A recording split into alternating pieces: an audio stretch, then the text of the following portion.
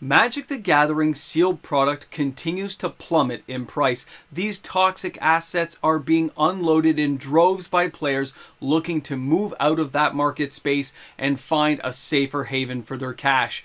In today's video, we're going to discuss what is happening in the MTG finance side for sealed product for Magic the Gathering and what players can look forward to in future years.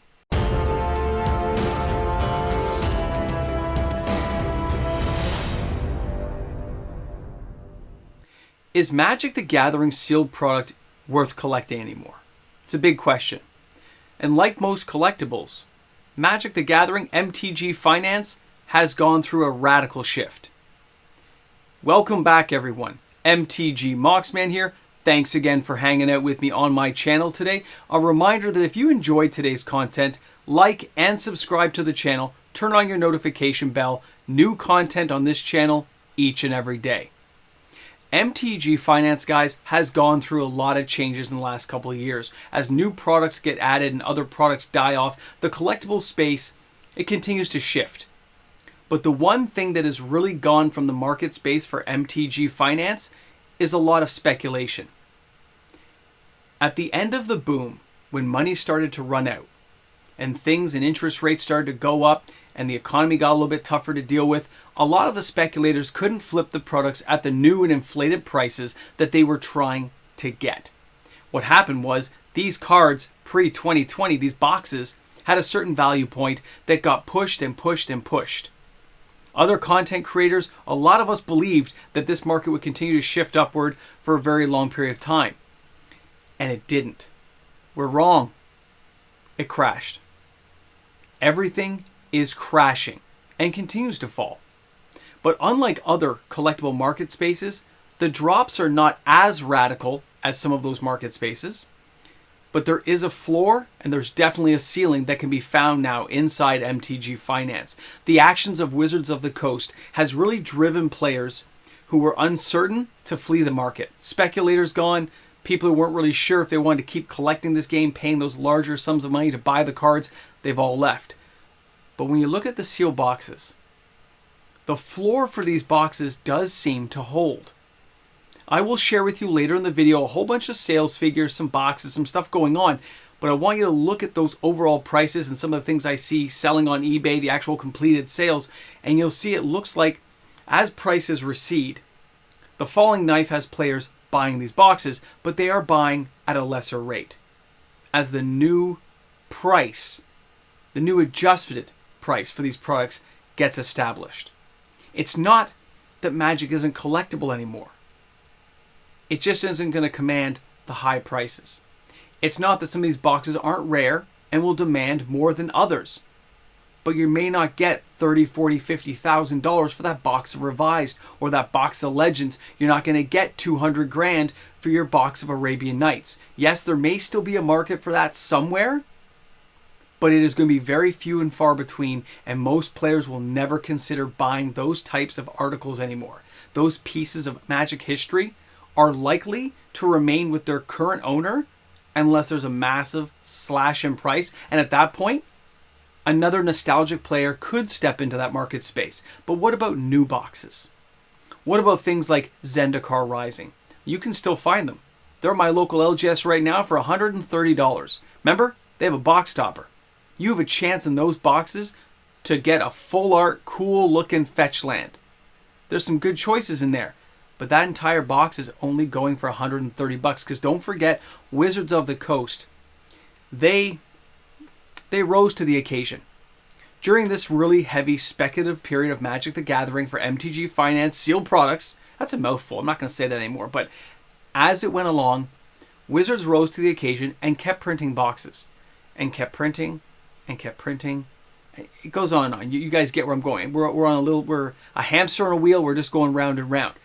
But now that the market space is done, and now the speculators are gone, and the people who were uncertain have fled the market, what happens now to sealed product?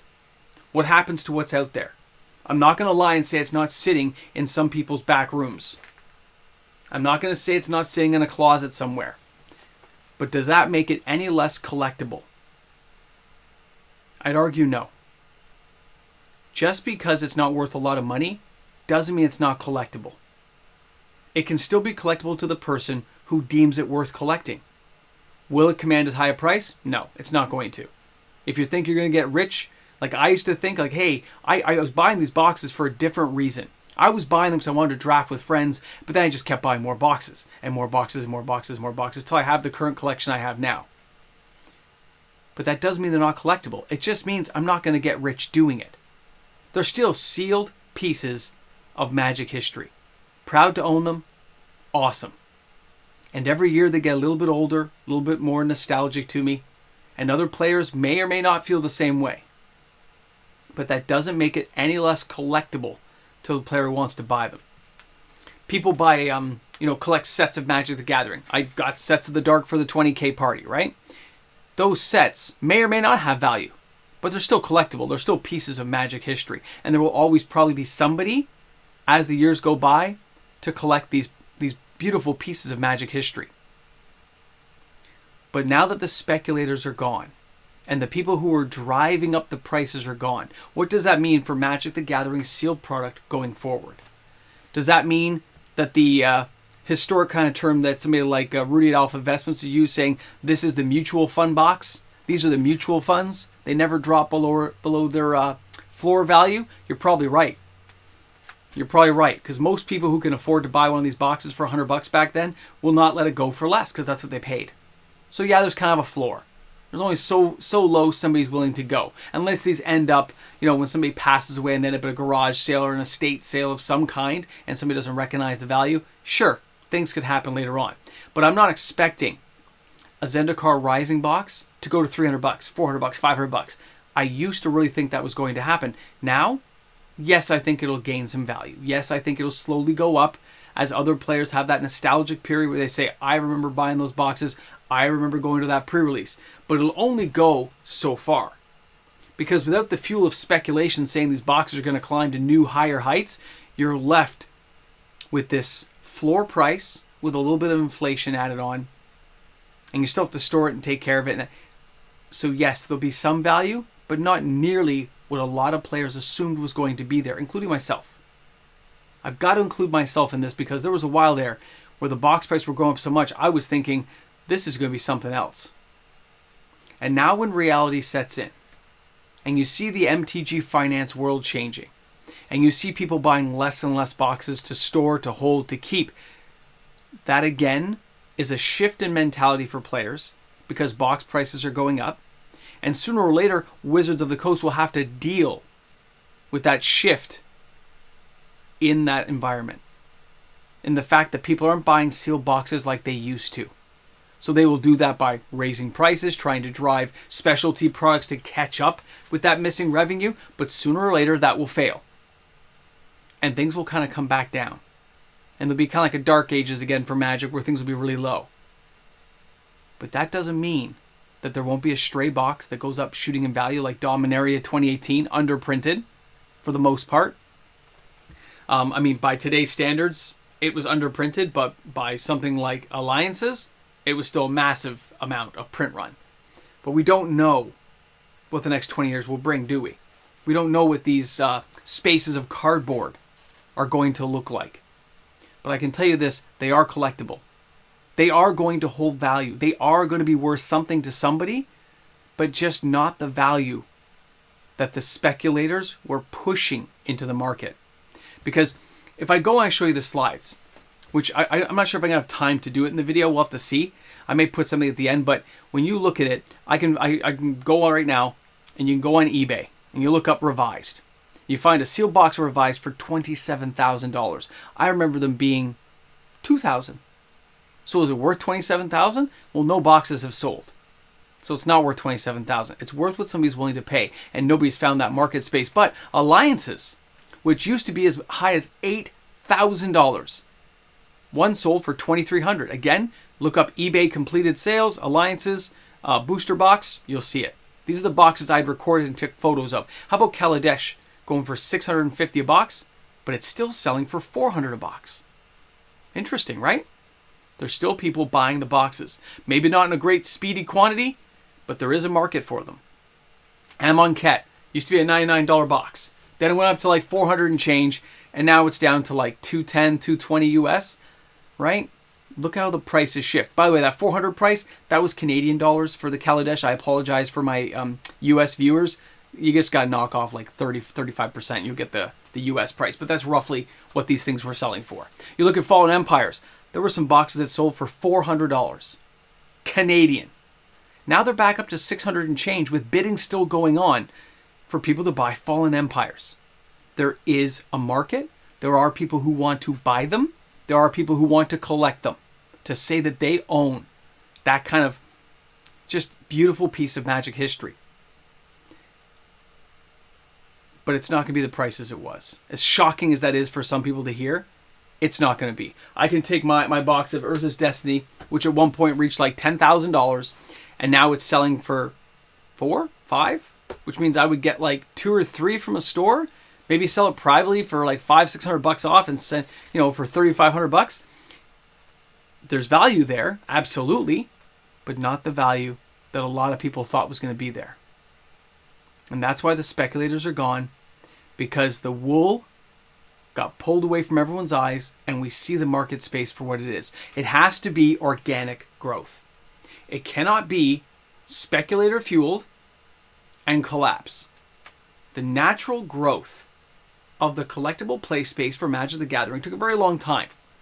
That's why games like, I don't believe in games like Fab, MetaZoo. Yes, I've played some of these games, but I've played them. I don't consider them collectible in the sense like, oh, the value is going to be there. They may have some collectability to them for players who love them, but to expect a high price of return, even games like Sorcery, Lorcana, it's never going to happen. We saw this back in the 90s. All these games will fail. They'll all die out over time. There's only one Magic the Gathering. One. And that's the one that seems to hold out the longest. Even games that went a while, like Jihad and stuff, they didn't last long enough to become a truly collectible game. They couldn't evolve and become inventive enough and adaptable to stick around in the play space. So for a game like Fab, it's got to go like 10, 12, 15 years before it'll really start gaining that long-term following. But I'm kind of diverging off the topic here. Back to Magic the Gathering. When you think, if you want to collect Magic, single cards. Let's grab a Sarah Paragon. Sarah Paragon. This card, how much value is there? $5, $10? We know it's going to get reprinted. So when you look at a set like Zendikar Rising, come on, it's got the pathways. They're going to get reprinted.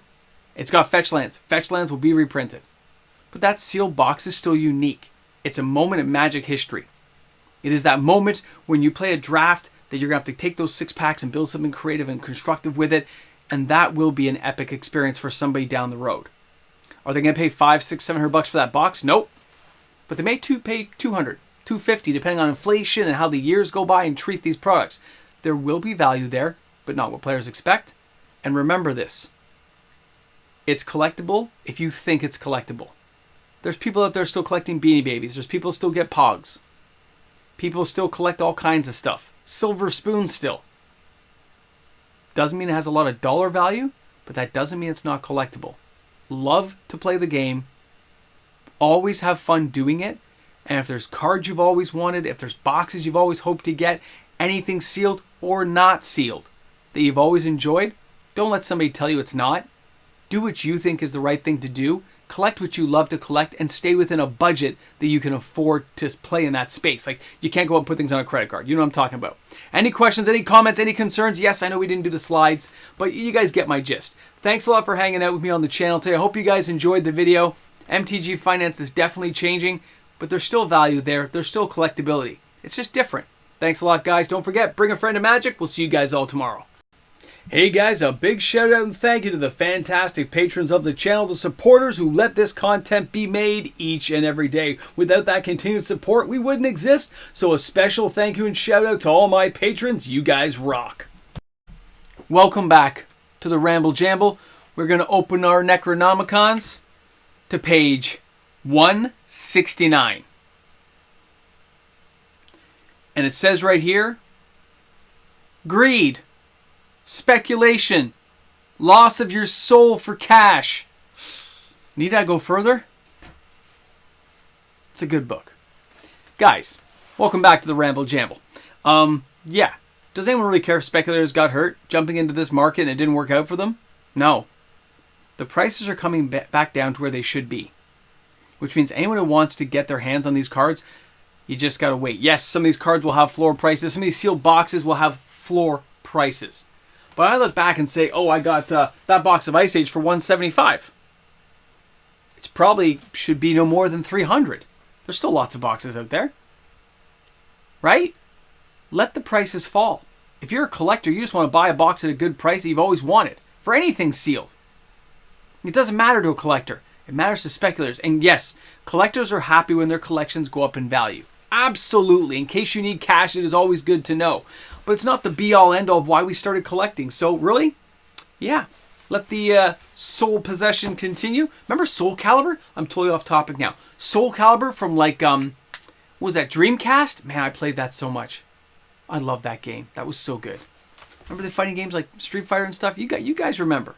You guys all remember. Nachos and cheese remember, but we all remember. Anyway, thanks for hanging out. Let it all fall where it is. If you're collecting this stuff and you love it, you're not going to care anyway. For anyone else, there will be some value there. There really will. But it's going to take a long time to recover. There is a floor price, and everything's going to work out the way it's supposed to. Thanks a lot, guys. I'll see you tomorrow.